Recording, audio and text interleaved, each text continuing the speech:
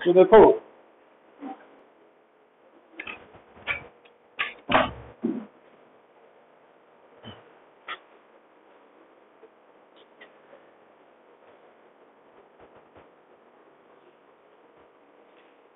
Last time बेटा आप topic कर रहे थे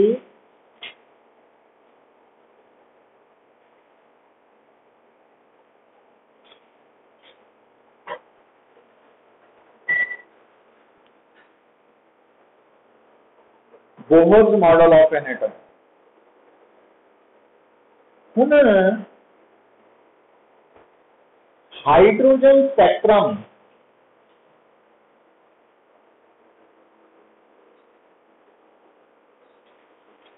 दे बारे आपां गल करनी है।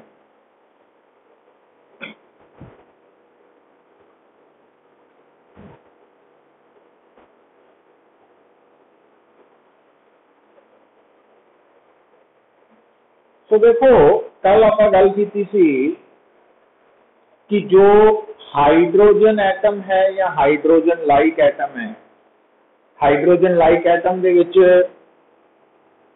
कौन कौन आ जाएगा?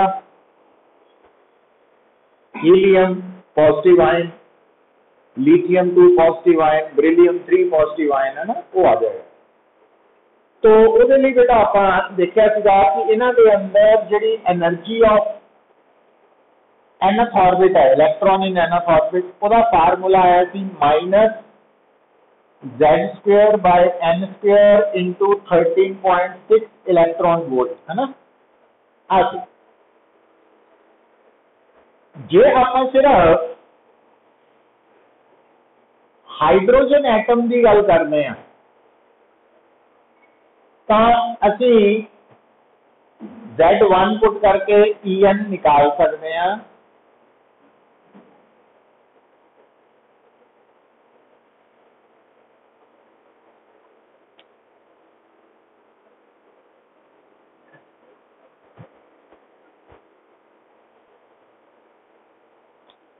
और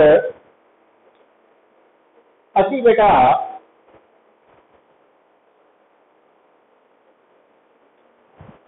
डिफरेंट एनर्जी लेवल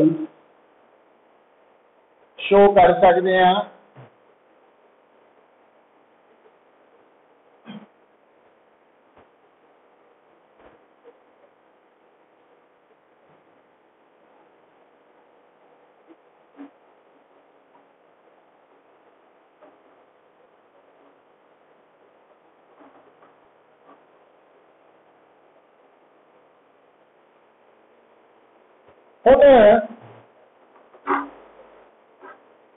ये जिहड़े डिफरेंट एनर्जी लेवल्स है, तो हाइड्रोजन एटम दे अंदर अगर इलेक्ट्रॉन इत्थे है तो उसकी एनर्जी -13.6 इलेक्ट्रॉन वोल्ट है, और अगर इत्थे है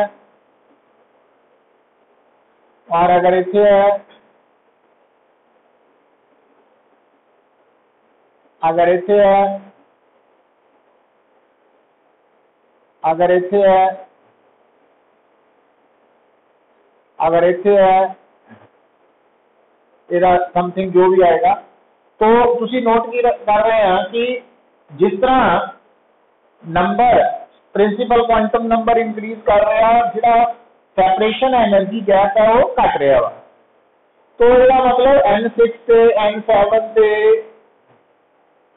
N8 से, तो ये जिहड़े एनर्जी लेवल्स है ये तो बहुत ही नेड़े नेड़े हो जाने हैं, है ना, इन्हें गैप बहुत घट हो जाना।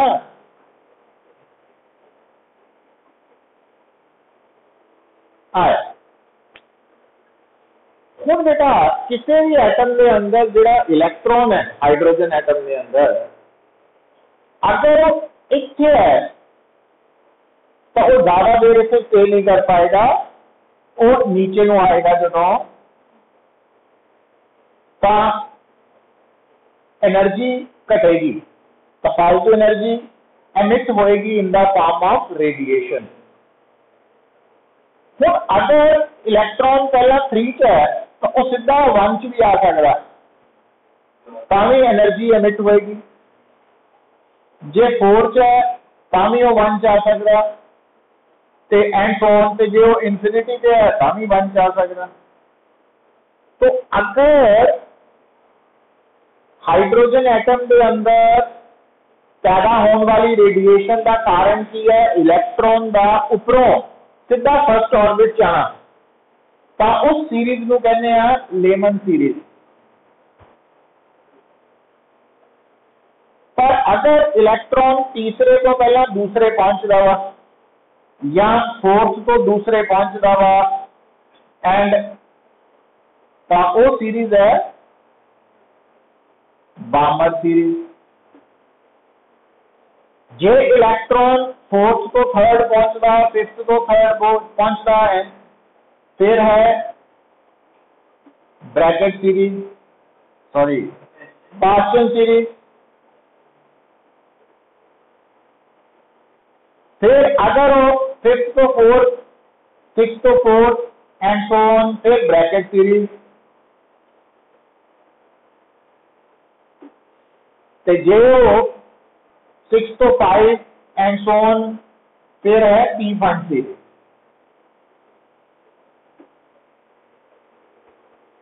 तो तुसी की ऑब्जर्व कर रहे हैं कि हाइड्रोजन एटम के अंदर जो रेडिएशन पैदा हो रही हैं उनका कारण की है कि इलैक्ट्रॉन का एक्साइटेड स्टेट तो हायर एनर्जी स्टेट तो लोअर स्टेट से जंप करना। हम तुसी नोट की कर रहे हैं बेटा कि जिहड़ी लेमन सीरीज है ना, उसकी जिहड़ी फाइनल स्टेट है उसका प्रिंसिपल क्वांटम नंबर 1 है। बामर का फाइनल स्टेट का 2 है, पार्शियल का 3 है, ब्रैकेट का पी फंड का 5 है। तो असी इस गल में इत्थे जनरलाइज करन लगे हां कि अगर साडे सामने 2 एनर्जी लैवल्स है तो जिथों इलैक्ट्रॉन ने जंप करना शुरू किया ओदा प्रिंसिपल क्वांटम नंबर है Ni, क्योंकि वो इनिशियल एनर्जी स्टेट है। तो जिथे वो पहुंचेगा वो Nf है फाइनल स्टेट, और Nf का मतलब फाइनल स्टेट का प्रिंसिपल क्वांटम नंबर। हम तुसी इस फार्मूला तो देख रहे हैं कि किसी भी एनर्जी स्टेट की जिहड़ी एनर्जी है वो प्रिंसिपल क्वांटम नंबर पे डिपेंडेंट है। तो इसका मतलब आ EI है बेटा, आ EF है। फिर जदों इलैक्ट्रॉन हायर टू लोअर आएगा तो उस केस के विच जिहड़ा फोटोन पैदा होएगा, एमिट होएगा, उसकी एनर्जी h न्यू होएगी, और इस h न्यू की वैल्यू इस एनर्जी डिफरेंस से बराबर होएगा। This is equal to EI minus EF। हुण इस एक्सप्रेशन तो फ्रीक्वेंसी कढ सकते हैं, और फ्रीक्वेंसी की जगह पे आप की लिख सकते हैं और hc बाय लैम्डा, तो वेवलेंथ भी कढ सकते हैं, और वेवलेंथ 1 बाय वेवलेंथ को असीं कहते हैं वेव नंबर। तो hc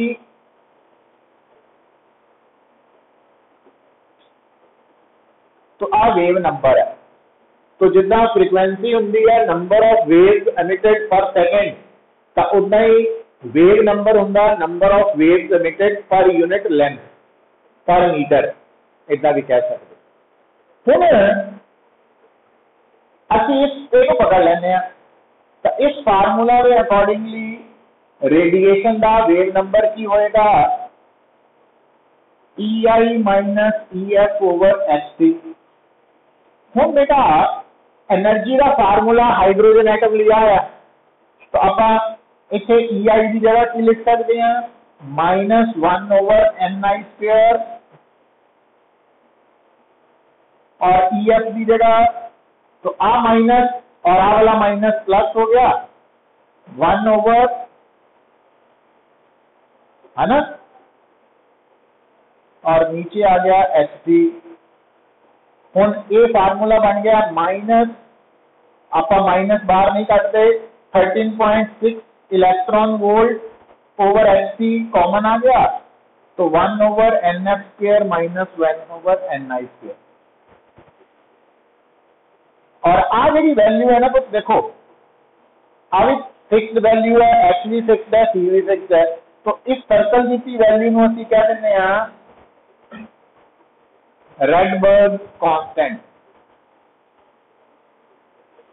तो आर रेडबर्ग कांस्टेंट है और यदि वैल्यू पता की है 1.097 इंटू 10⁻⁷ पर मीटर। रेडबर्ग कांस्टेंट की वैल्यू न्यूमेरिकली चाहिए है ना 1.097 इंटू 10⁻⁷।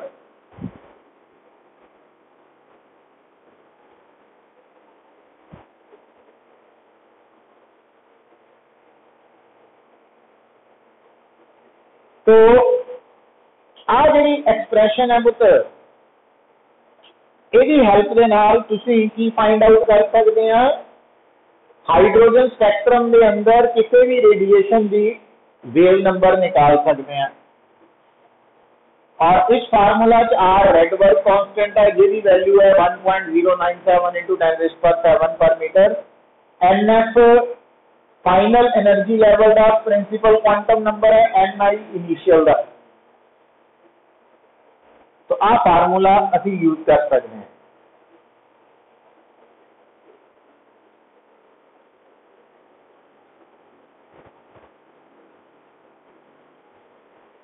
अच्छा हुण बेटा आ जड़ा फार्मूला है जे तुसी ये लेमन सीरीज लई यूज करना, आ वाला फार्मूला लेमन सीरीज लई, तां तुहाडा NF तुसी यूज करना 1 ते NI दी वैल्यू 2 3 इंफिनिटी तक। बामर सीरीज दे लई तुहाडा NF है 2 ते NI है 3 4 5 6 इंफिनिटी तक। पार्शियल सीरीज दे लई तुहाडा NF है 3 और NI है 4 5 6 7 इंफिनिटी तक। ब्रैकेट सीरीज दे लई NF है 4 तो NI है 5 6 7 8 इंफिनिटी तक। और पी फंड सीरीज दे लई NF है 5 तो NI है 6 7 8 है ना, एंड सो ऑन इंफिनिटी। तो ये वैल्यूज फाइंड आउट कर सकते हैं, मतलब आ फार्मूला थोड़े माइंड च होना चाहिए।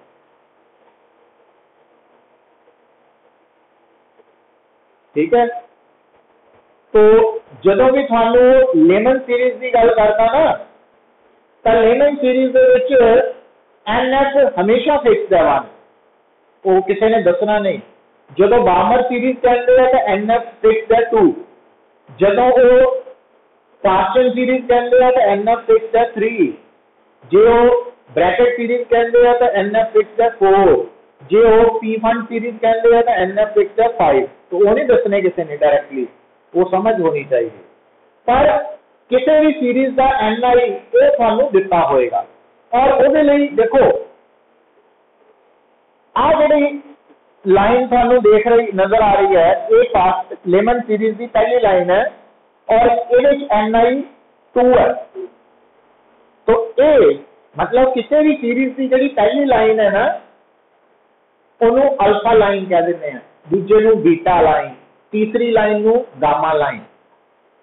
तो लेमन सीरीज की अल्फा लाइन का मतलब की है, लेमन सीरीज की अल्फा लाइन का मतलब है NI 2 है, बीटा लाइन का मतलब NI 3 है ना, गामा लाइन का मतलब NI 4 है।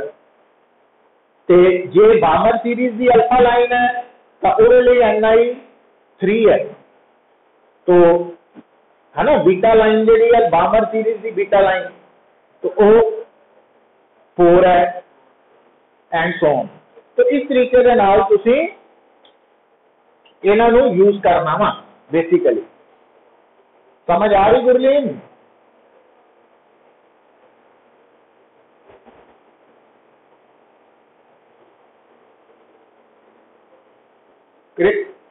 ओके,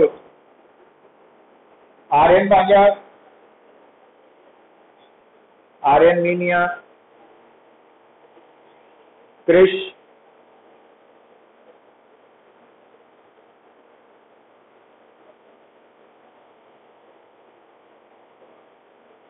देखो बेटा हुण एक गल होर समझो, अगर तुसी हाइड्रोजन स्पैक्ट्रम च किसी भी लाइन की वेव नंबर निकाल लेने, आ वेव नंबर है, ध्यान रखियो आ जरा फार्मूला उठो वेव नंबर पता लगना।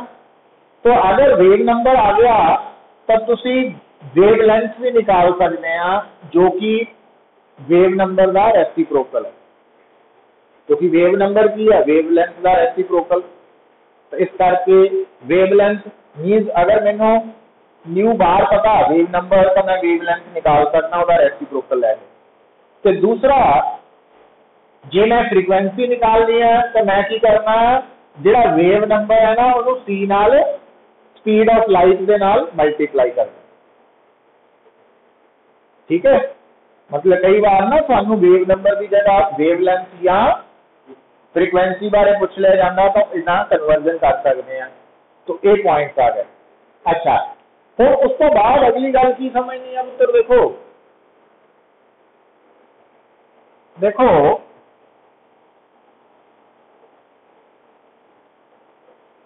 अगर थानू किसी भी सीरीज की, जिदा हम आप लेमन सीरीज की गल करते हैं, किसी भी सीरीज की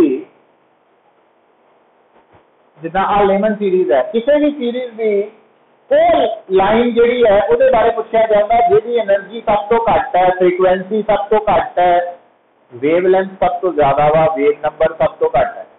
तो आ वाली लाइन है जी सीरीज की फर्स्ट लाइन है ना, तो energy frequency wave number minimum है तो वेव लेंथ मैक्सिमम है।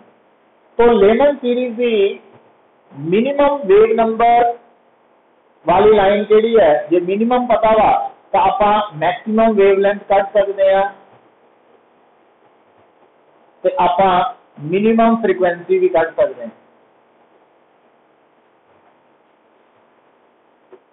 तो आ वैल्यू आप कितना कटनी है लेमन सीरीज तो ਉਹਦੇ ਲਈ बेटा लेमन सीरीज होने करके NF का 1 है तो NI 2 हो जाना,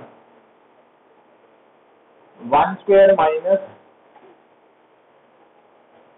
ठीक है, तो किसी भी सीरीज की लिमिट एंड जो लिमिट एंड है जो सीरीज एंड है वो मैक्सिमम एनर्जी वाली लाइन है, मैक्सिमम फ्रीक्वेंसी वाली लाइन है, मैक्सिमम वेव नंबर वाली लाइन है, पर मिनिमम वेव लेंथ वाली लाइन है। आ वाली लाइन जी इनफिनिटी तो स्टार्ट हो रही है, तो ਉਹਦੇ ਲਈ बेटा आ मैक्सिमम आ जाना वेव नंबर आर। तो लेमन सीरीज दे विच NF तो 1 नहीं रहना, but NI series and they लिए इनफिनिटी होना।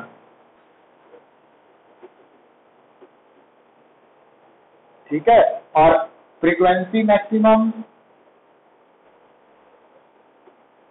ते वेवलेंथ मिनिमम।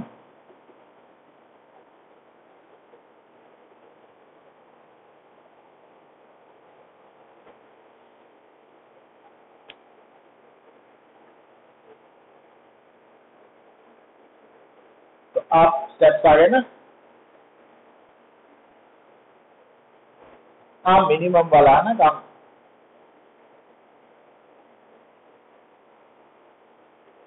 अच्छा, तो जे तुसी लेमन की जगह बामर सीरीज की गल कर रहे हो बेटा, तो फिर NF थोड़ा 2 तो NI 3 और इधर NF 2 और आ इनफिनिटी लेना। जे पार्शन सीरीज की गल करते हैं 3 4, जे तुसी ब्रैकेट सीरीज की गल करते हैं 4 5, तो जे टी फंड सीरीज की गल करते हैं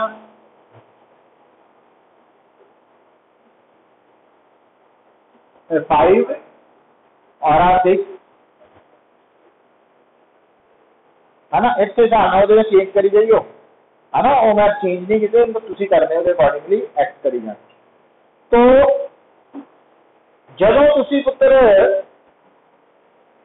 किसी भी सीरीज की minimum frequency, maximum frequency, minimum frequency कढ़नी है तो वो सीरीज एंड जिहड़ा मिनिमम फ्रीक्वेंसी का मतलब है कि जिथे फाइनल NF है वो तो एक वधा के NI करना है ना, वो तुहानू बाकी प्रैक्टिस तो निकल आएगी गल। तो अगली गल ये याद रखो कि आपां ये जिहड़ा स्पैक्ट्रम स्टडी कीता है हाइड्रोजन एटम लई है। तो जे हाइड्रोजन लाइट एटम है फिर तुहाडा यही फार्मूला Z² टाइम्स हो जाना। मतलब जे तुहानू किसी भी रेडिएशन की हाइड्रोजन स्पैक्ट्रम च वेव नंबर पता ते हाइड्रोजन लाइट एटम च उसे दे कोरस्पॉन्डिंग जो वेव नंबर है वो Z² टाइम्स होएगा। जी मतलब डाउन अगर मैंने कोई पूछे कि एक इलैक्ट्रॉन की हाइड्रोजन एटम च ट्रांजिशन हो गया है वो 3 to 1 तो अगर यही 3 to 1 हीलियम पॉजिटिव आयन हुई होगी तो फिर उसका वेव नंबर की होएगा वो 4 टाइम्स हो जाना, 4 गुना हो जाना। तो जो लिथियम 2 पॉजिटिव है तो 9 टाइम्स हो जाना ना। इदा आप स्टडी करनी है तो ये इंपॉर्टेंट पॉइंट। सो हुण आपां ये जी डिस्कशन की है हाइड्रोजन स्पैक्ट्रम के बारे, कैमिस्ट्री भी पढ़ते हैं तुसी। तो हुण बोहर्स मॉडल की जो आप लिमिटेशन की गल करते हैं तो लिमिटेशन की गल किस तरह की जाती है। एक तो सब तो पहली लिमिटेशन यही है कि जो आप जो बोहर मॉडल के बारे स्टडी करना शुरू किया तो थानू दसिया भी ये सिर्फ उस एटम या एटम हाइड्रोजन लाइक एटम लिए एप्लीकेबल है जिसे सिर्फ सिंगल इलैक्ट्रॉन है ना। उत्थों ही गल क्लीयर है कि ये सिर्फ एक इलैक्ट्रॉन सिस्टम लिए एप्लीकेबल है जिसे 2 इलैक्ट्रॉन है तो इन्ना उत्थे अप्लाई नहीं होंगे। तो ये अपनी एक लिमिटेशन है। दूसरी गल इसकी लिमिटेशन ये है कि ये मॉडल सिर्फ ये कंसीडर करता वा कि जिहड़ा इलैक्ट्रॉन है वो न्यूक्लियस के अबाउट रिवॉल्व कर रहा, मतलब ऑर्बिटल मोशन को कंसीडर करता। तो जबकि थानू हुण लेटेस्ट पता क्वांटम मैकेनिक्स के अकॉर्डिंगली कि इलैक्ट्रॉन स्पिन मोशन भी पोजेस करता, तो वो स्पिन मोशन को कंसीडर नहीं कर रहा है मॉडल। और तीसरी लिमिटेशन ये भी की है कि हुण थानू केमिस्ट्री तुसी पढ़िया होया हाइजेनबर्ग अनसर्टेनिटी प्रिंसिपल कि कोई भी माइक्रोस्कोपिक पार्टिकल है ना तुसी ओदी मोमेंटम ते पोजीशन साइमल्टेनियसली मेजर नहीं कर सकते। तो जे एक नू मतलब एक्यूरेटली मेजर करोगे तो दूसरी अनसर्टेनिटी बढ़ जाएगी। तो ये मॉडल इदा नहीं मानता, ये तो कहता कि असीं किसी भी इलैक्ट्रॉन की पोजीशन नू भी और मोमेंटम नू भी एक्यूरेटली साइमल्टेनियसली मेजर कर सकते हैं, जिहड़ा कि अगेंस्ट हाइजेनबर्ग अनसर्टेनिटी प्रिंसिपल है। तो इसके अलावा भी जो असीं गल करते हैं कि ये जिहड़ा मॉडल है ये कह रहा कि ये अंदर जो असीं स्पैक्ट्रम की गल करते हैं हाइड्रोजन तो असीं एक लाइन शो कर रहे हैं ना।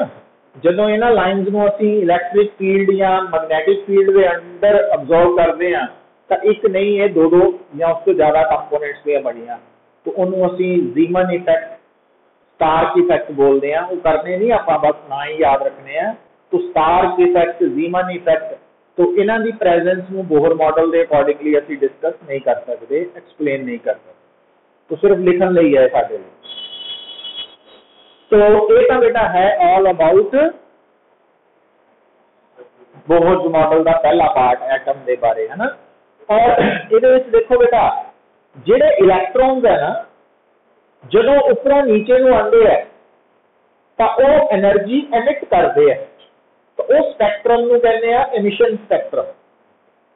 तो एमिशन स्पैक्ट्रम दे विच बेटा हर तरह की सीरीज प्रेजेंट होएगी, क्योंकि जो आप से हाइड्रोजन गैस नूं एमिशन स्पैक्ट्रम के लिए पता की जरूरी है। एमिशन स्पैक्ट्रम के लिए जरूरी है कि जिहड़ा तुहाडा सिस्टम है ना वो एक्साइटेड स्टेट च होए, मतलब उन्होंने पहला सानू एनर्जी देनी पैनी है ताकि वो एक्साइटेड स्टेट च चला जाए। और एक्साइटेड स्टेट के विच तुहाडा जिहड़ा सिस्टम है उहदे विच कुछ हाइड्रोजन एटम दा इलैक्ट्रॉन 2 च हो सकता, किसी का 3 च, किसी का 4 च, किसी का 5 च, किसी का 6। तो इसका मतलब वो जो हम थले आएंगे डी एक्साइटेशन होएगी तो हर तरह की सीरीज एमिशन स्पैक्ट्रम च प्रेजेंट होएगी। पर ਇਹਦਾ उलट ਹੁੰਦੀ है एब्जॉर्प्शन स्पैक्ट्रम। एब्जॉर्प्शन स्पैक्ट्रम च की होएगा कि थोड़ा सिस्टम इनिशियली ग्राउंड स्टेट की होएगा, है ना, मतलब ज्यादातर एटम ग्राउंड स्टेट की होंगे। तो अगर मान लो सपोज करियो, अगर मान लो थोड़ा एक हाइड्रोजन एटम का इलेक्ट्रॉन फर्स्ट ऑर्बिट है, दूसरे हाइड्रोजन का एटम सैकेंड स्टेट है, तीसरे का थर्ड स्टेट है, तो अगर उन्होंने एनर्जी मिलती है अब्जॉर्ब करते हैं तो वो होर ऊपर जाएंगे। तो जेड़ा इलेक्ट्रॉन पहले के ऊपर जाएगा वो हो गई, उस तो बनी लेमन सीरीज एब्जॉर्प्शन स्पेक्ट्रम की। जेड़ा इलेक्ट्रॉन दूसरे के ऊपर जाएगा एनर्जी एब्जॉर्ब करके वो बनी बामर सीरीज एब्जॉर्प्शन।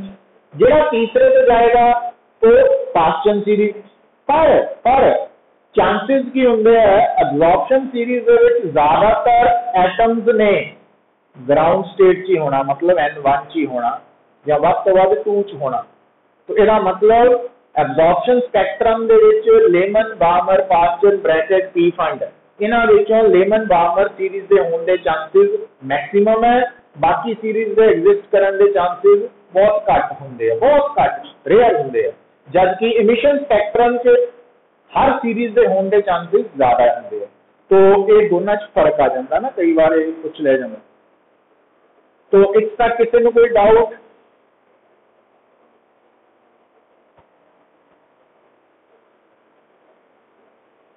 आर्यन पांजा,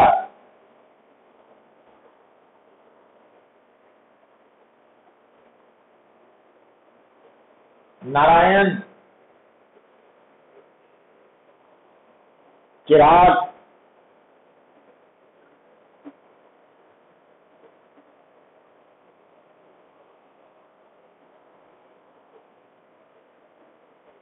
कृष,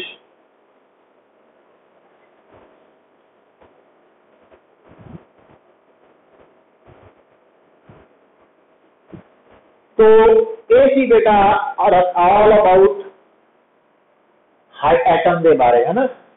हुण अगली गल आपां करनी है न्यूक्लियाई बारे। हुण तुसीं आ टर्म बड़ी कॉमनली सुनी हुई है न्यूक्लियस। न्यूक्लियस का ही प्लूरल है न्यूक्लियाई, है ना। पर हम तुसी एक वर्ड सुनोगे न्यूक्लाइड। जेड़ा न्यूक्लाइड वर्ड है ओदे और न्यूक्लियस इको चीज ही है। एक्चुअली न्यूक्लियस जनरल न्यूक्लियस नूं कहने हैं ते न्यूक्लाइड है पर्टिकुलर न्यूक्लियस जिहदे बारे स्टडी कर रहे हैं, जिहड़ा अंडर ऑब्जर्वेशन है वो उस न्यूक्लियस नूं न्यूक्लाइड कह देने हैं। मतलब है ना न्यूक्लियस ही है पर उन्होंने न्यूक्लाइड कह देने हैं ना। तो हुण बेटा कोई भी जिहड़ा न्यूक्लियस है थानू पता वा कि एक्चुअली उहदे अंदर प्रोटॉन्स हुंदे हैं प्लस न्यूट्रॉन्स होंगे। तो इन्हां प्रोटॉन्स ते न्यूट्रॉन्स नूं कॉमनली असीं न्यूक्लियॉन्स कहते हैं, है ना। तो हुण किसी भी गिवन न्यूक्लियस के अंदर नंबर ऑफ प्रोटॉन्स जिहड़े है वो उस न्यूक्लियस का एटॉमिक नंबर है Z। तो किसी भी न्यूक्लियस के अंदर नंबर ऑफ न्यूक्लियॉन वो मास नंबर है। तो मास नंबर दे विच प्रोटॉन्स ते न्यूट्रॉन्स दोनों का कुल मिला के नंबर है। इसका मतलब नंबर ऑफ न्यूट्रॉन्स A-Z तो पता लगता। तो साढ़े सामने कोई भी जो न्यूक्लियस है ना, कोई भी न्यूक्लियस, तो अगर उस न्यूक्लियस का मास नंबर से एटॉमिक नंबर पता तो मास नंबर जो एटॉमिक नंबर सबट्रैक्ट कर दो तो जो डिफरेंस आएगा वो नंबर ऑफ न्यूट्रॉन्स को रिप्रेजेंट करेगा। हुण आ देखो बेटा आ साढ़े सामने अलग अलग,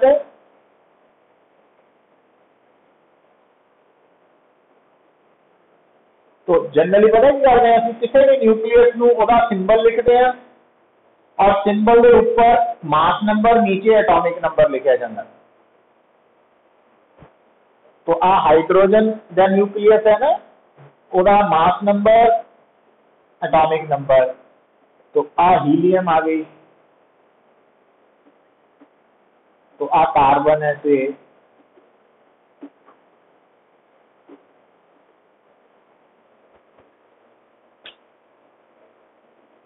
हुण बेटा तुसी की नोट करना, तुसी मतलब टर्म पढ़ते हैं, एक टर्म आती है आइसोटोप। आइसोटोप का मतलब वो न्यूक्लियाई जिन्हों का Z सेम है पर A डिफरेंट है ना। हम देखो आ जिन्हें भी तीनों न्यूक्लियाई है, इन्हों का A डिफरेंट है बट Z सेम है, A डिफरेंट है Z सेम है। तो आप दोनों आइसोटोप्स है, आप तीनों आइसोटोप्स है और आ भी तीनों आइसोटोप्स है ना। तो आइसोटोप्स का मतलब पता लग गया थानू। एक टर्म आती है आइसोबार। आइसोबार दे विच Z डिफरेंट है ते A सेम है। जिदा देखो Z डिफरेंट है, A सेम है। आ देखो A आ वाला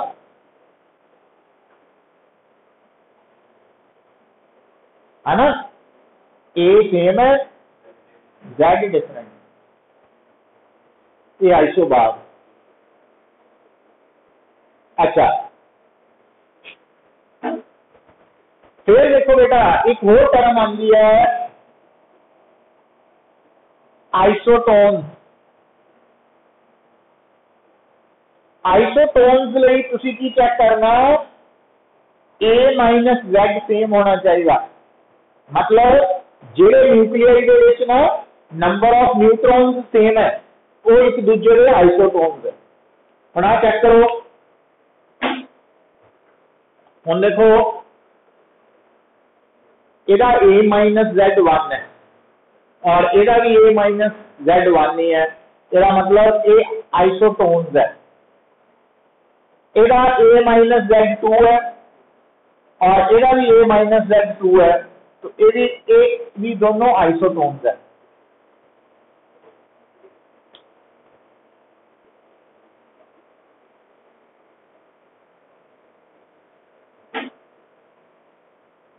सो कहने का मतलब है कि थानू ये बेसिक टर्म्स पता होनी चाहिए। सो इस तक क्लियर है पुत्र?